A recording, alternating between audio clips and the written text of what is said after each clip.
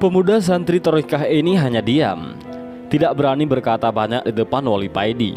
Suasana jadi hening, hanya terdengar suara Wali Paidi yang menghisap rokoknya. "Monggo kopine Kang, dan ini rokoknya." Wali Paidi menawarkan kopi dan rokok di samsunya.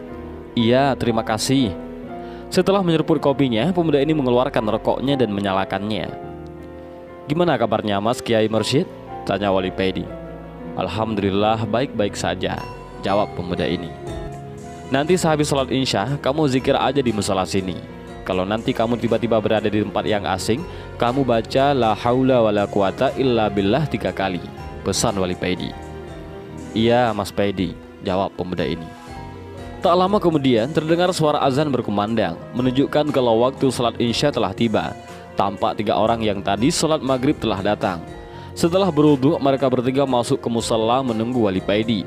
Wali Paidi berdiri masuk ke dalam musala dan mempersilahkan pemuda thariqat ini untuk mengimami sholat Isya. Tetapi pemuda ini tidak mau. Wali Paidi akhirnya maju dan dimulailah sholat Isya berjamaah. Pemuda thariqat ini sholat tepat di belakang Wali Paidi. Jadi pemuda ini dapat mendengar dengan jelas suara Wali Paidi. Tapi pemuda ini tidak mau mengulangi kesalahannya di waktu sholat maghrib tadi. Sambil membaca Fatihah, pemuda ini mulai mengajak hatinya untuk berzikir Allah, Allah, Allah. Pemuda ini mulai merasakan ketenangan dalam sholatnya. Suara hiruk pikuk di sekitar musala mulai hilang. Suasana menjadi hening. Yang terdengar hanya suara Wali Paidi dan suara hatinya yang berzikir. Lama-kelamaan suara Wali Paidi yang tadinya cemplang dan terdengar tidak bertajwid berubah menjadi sangat merdu dan sangat fasih. Suara dan bacaan Wali Paidi bagaikan suara dan bacaan imam Masjidil Haram. Setelah mendengar salam, barulah pemuda ini seakan tersadar kembali ke dunia. Setelah membaca wirid seperti pada umumnya, Wali Paidi mundur, melaksanakan salat sunnah 2 rakaat. Setelah salat, Wali Paidi mendekati pemuda thariqah ini. "Sampaian di sini saja, dan mulailah berzikir seperti yang sampaian lakukan," kata Wali Paidi. "Iya Mas Paidi," jawab pemuda ini singkat. "Ingat pesan saya tadi," kata Wali Paidi lagi. Pemuda ini mengangguk. Setelah ketiga orang yang ikut jamaah tadi keluar, Wali Paidi berdiri mematikan lampu musola dan ikut keluar. Tinggallah pemuda ini sendirian di dalam musola. Pemuda thariqah ini lalu duduk bersila dan mulailah membaca Fatihah, bertawasul kepada Kanjeng Nabi Muhammad SAW, dan diteruskan tawasul kepada guru-gurunya. Setelahnya barulah pemuda ini mulai membaca wirid yang selama ini selalu istiqomah ia baca. Lama-kelamaan suasana mulai berubah. Angin yang tadinya menghembus sepoi-sepoi berubah menjadi kencang. Satu persatu benda-benda yang berada di dalam musala mulai hilang satu persatu. Bahkan dirinya juga terasa ikut hilang, beriringan dengan hilangnya tubuh pemuda ini.